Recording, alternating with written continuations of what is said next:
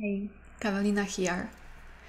And today I want to talk with you about an aspect of human experience that is both very painful and very expansive, beautiful, and just opportunity to experience unconditional love.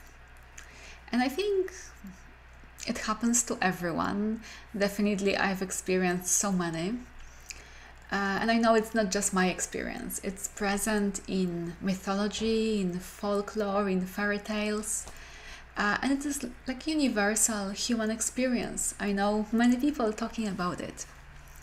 It goes something like this: trying to control a situation, doing the right thing,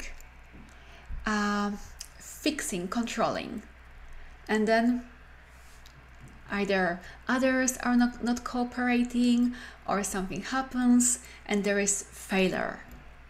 And then there might be like trying to control even stronger, there is failing, and there is pain, often embarrassment, shame, sadness, hurt, anger, disappointment. And then there is an opportunity to surrender and to meet what is really there, what wasn't visible when our identity of the person who's doing the right thing, controlling, doing the right thing, trying to manage situation, figuring out when this just crumbles, it's not there anymore.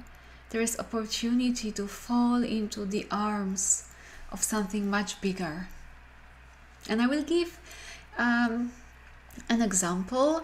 And also today I realized that it is so common in fairy tales.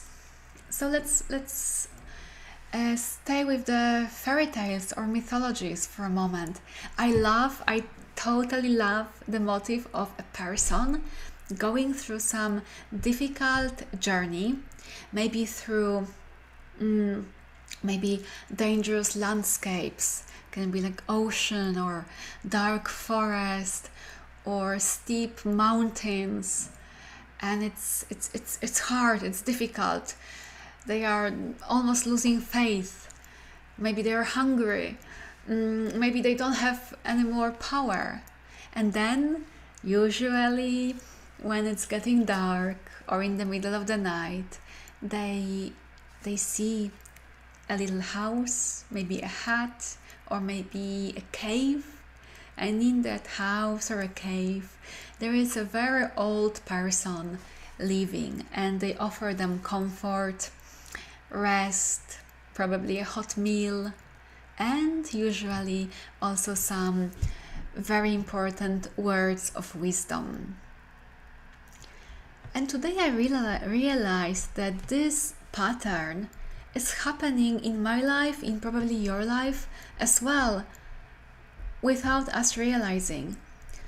The traveler going through this difficult journey, it can be our ego or this part of us that is trying to really do the right thing, and there is the energy of struggle, of trying to control, of trying to play the game in the way that you think is right. It could be, I think that a very good example is family gatherings. For instance, like Christmas gatherings, when you resolve that this time you will be nice and you won't be fighting, you won't get the grumpy family member get into you, maybe you will connect with someone in deeper way. You have some ideas and hopes of having a good time. And if, like most families, your family has its quirks and it's not ideal, in one of the days of the gatherings, perhaps there will be some disappointment, tension, and conflict.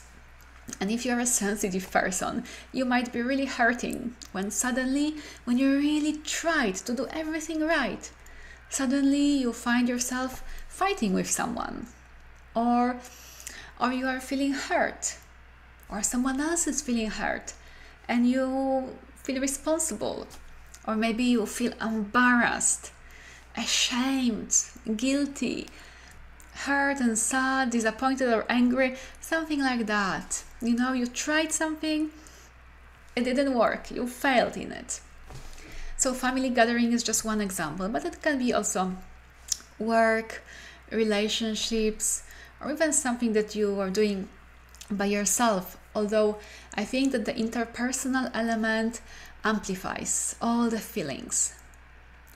And then when you feel that you failed at something, and you're having all those painful feelings, usually the head will try to find some resolution, or understand the situation, like frame it in a certain way, usually either by blaming someone or blaming yourself, or making a decision that maybe the next time it will be better, or maybe that you're not going there, you're not meeting with those people anymore, something like that. The mind wants to control again. It can give you like just a tiny little bit of sense of relief, but it doesn't create a deep acceptance and relaxation. So in that moment, when you kind of failed and then try to control it, there is this possibility to surrender. It's like in the fairy tale, it's the moment that the traveler is so tired, and then they see the light in the window of that small house or a cave, and they just go there and they fall into the arms of that old person. And it is that in that moment when the ego, the identity of the person who's doing the right thing, the person who wants to control, fix, it crashed. It just crashed. And then there is the meeting with the wiser, deeper, ancient aspect, part of ourselves, the wise one. The moment of the surrender, for me, it's always connected with love, and not a love that is like a reward for the good behavior, but unconditional love, the all embracing love. It can be experienced as a deep self-love, as a love like even though I failed, even though I feel embarrassed, even though my identity is just like crumbling and burning, even though I don't know what to do, I just love myself. I'm here for myself. I won't abandon myself. I won't numb myself. I won't distract myself, but I will be here with myself.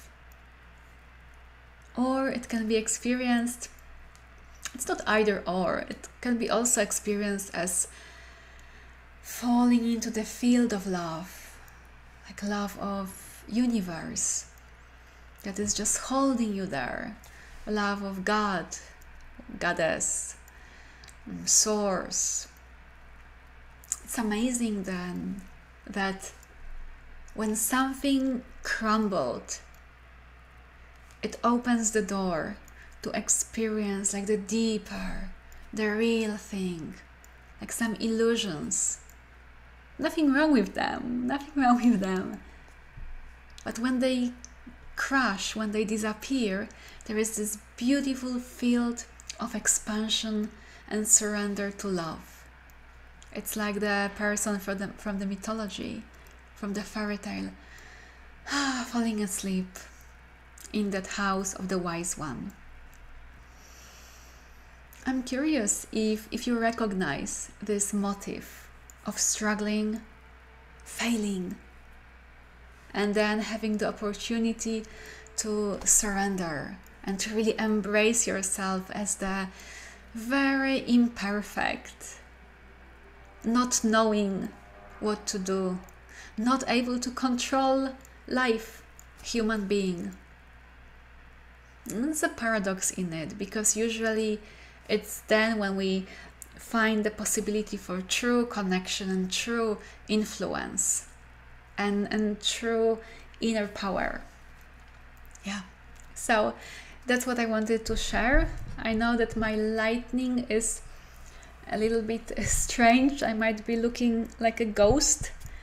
Yeah, but it's fine that it's imperfect too.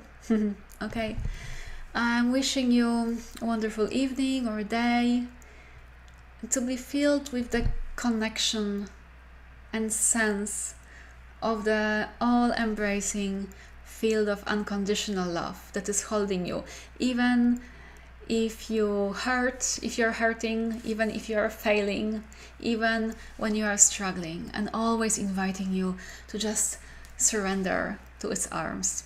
Okay, lots of love. Bye for now.